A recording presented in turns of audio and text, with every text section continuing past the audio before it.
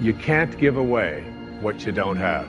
Now, it sounds ridiculous, but it's more than what meets the ear as you hear this.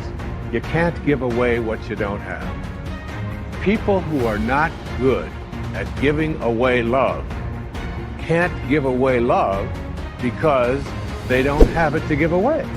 If I want to give you a dozen oranges, I can't give you those dozen oranges unless I go out and pick up 12 oranges someplace. Otherwise, all it is just empty rhetoric. And the same thing is true of virtually everything in your life. You can't give away love for others if you don't have love in here to give away. If what you have in here is contempt, if what you have in here is anger, if what you have in here is fear, then these are the things you're going to be giving away in your life. Don't allow your emotions to control you. If you don't discipline and contain your emotions, they will use you. Your mind goes on automatic. Weeds don't have to have any encouragement to grow. You don't have to water them. They don't have to get sunshine. They don't have to have fertile ground. They will grow through the cracks of a sidewalk. But if you want to grow orchids or roses or any kind of exotic flowers, there are special processes and procedures you must go through.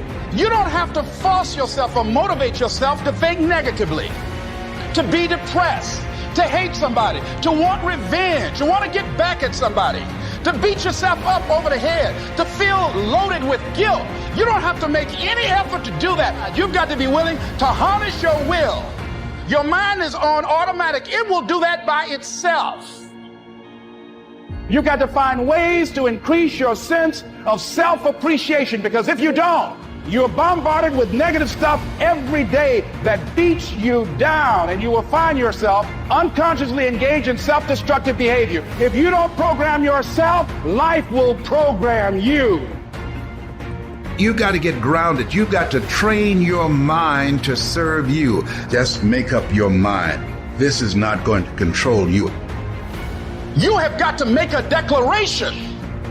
This is what you stand for.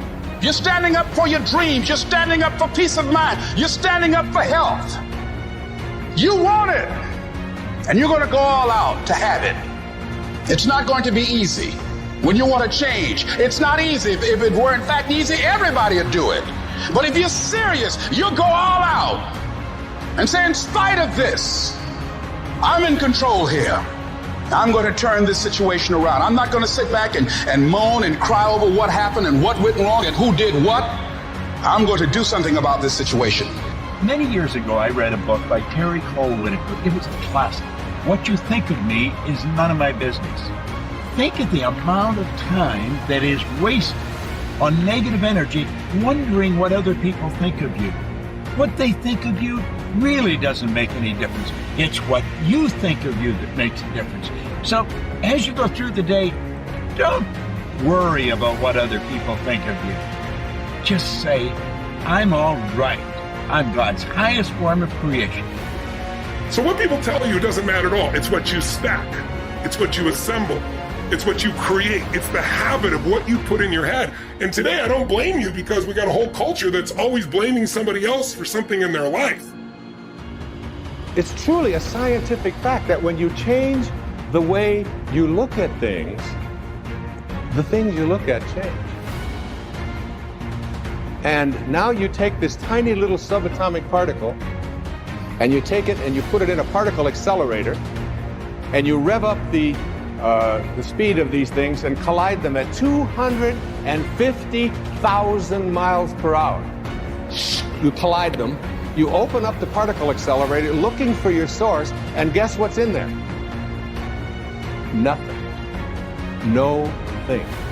That the dot that began you originated from a field of energy that has no boundaries, no beginnings, no ends. It's infinite. It's an infinite potential. And the question that I have for you is, if you can get this, that you didn't begin with that particle, because particles themselves do not create more particles. St. Paul put it this way in the New Testament: that which is seen hath not come from that which doth appear. They talked a little strange in those days, all right? What that means is that everything that we see in the material world doesn't originate in the material world. It's the spirit that gives life. The flesh counts for nothing. If the shape of your eye can be in an energy field that has no boundaries, no form, no materialness to it, why not the shape of your life? You have got to change the way you think. It is the whole determining factor of where you go in life.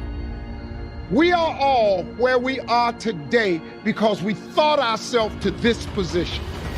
If you don't like the position, think yourself out of it. Your brain is divided into two halves, positive and negative, good and evil. It don't function on nothing else. Ain't no neutral ground in your brain. It's either positive and good or negative and evil. Each half of your brain has millions of factory workers on each side. You got 1 million factory workers on the positive side. You got 1 million factory workers on the negative side. At the forefront of each one of those factories in your brain is a foreman. You got foreman positive and you got foreman negative. You are in charge. You're the boss of the factory. Guess what? We are how we think. So now, since your brain is in two halves, let me show you how this works. You wake up in the morning and you say, man, I don't feel myself today. I got up on the wrong side of the bed. I'm not a morning person. Foreman negative hears that. He steps to the front. He said, what did you say? You say, I said I woke up on the wrong side of the bed today. I'm not myself. I'm not a morning person. He says, you got it right away. He said, hey, the boss just woke up and said he's not a morning person. He's having a bad day today, and he ain't feeling himself. Let's get to work. The 1 million factory workers start producing thoughts to justify what you just said. So now guess what?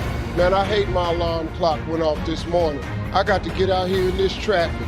I would drive down here to there. I don't even like these people on my job.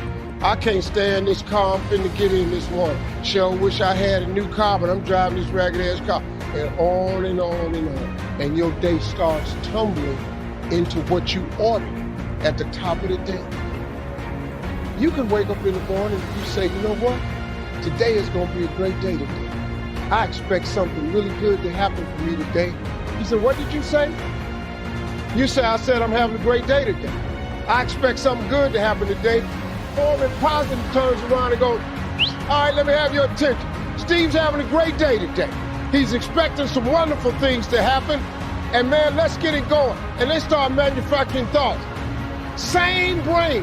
Man, I can't wait to go to work today. It may not be the job I want, but at least I got a job. I'm sure grateful I got a car to drive to work today. Hey man, at least I got a check coming in. I appreciate the fact that I don't have a car, but at least I can walk to the train. Man, this is gonna be great today. That's how your mind works 24/7. It never turns off. Change your attitude, you change your altitude. It all depends on how you look at it. Our lives are mostly affected by the way we think things are, not the way they are. The way we think they are affects us most. And Shope taught me that the mind is like a factory, a mental factory. And whatever you think about all day long pours ingredients into this mental factory. And that's what builds the economic, social, financial fabric of your life. As you think, so you become.